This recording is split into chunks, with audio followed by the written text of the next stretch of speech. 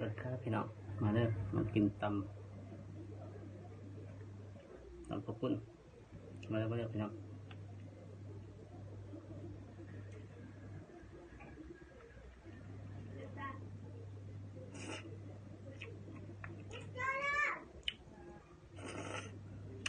ตำข้าวปุ้น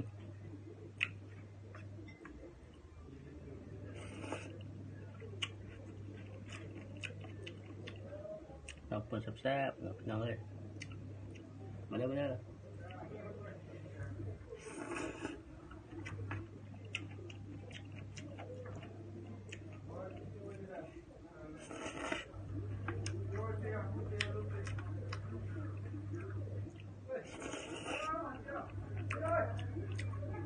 ตำปุ่นเลยพี่น้องทำเองกินเองแซ่บเองเลยพี่น้องเลยมาเด้อมาเด้อ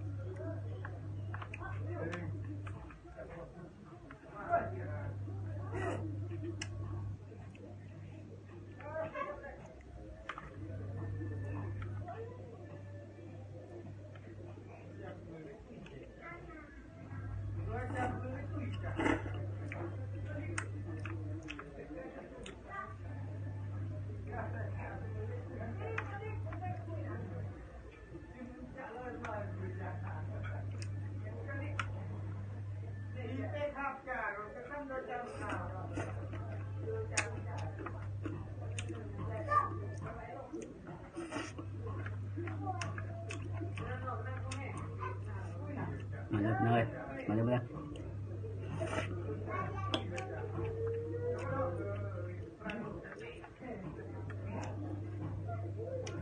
้อเอากระปุ้น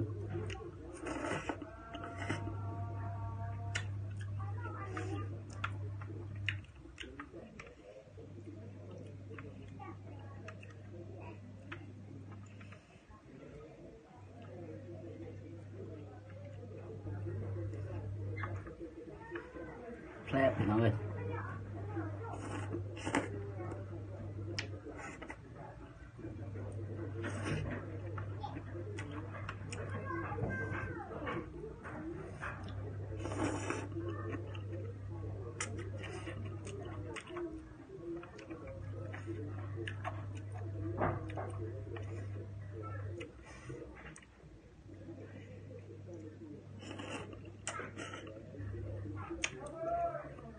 ขอบคุณนะพี่น้องแซ่บ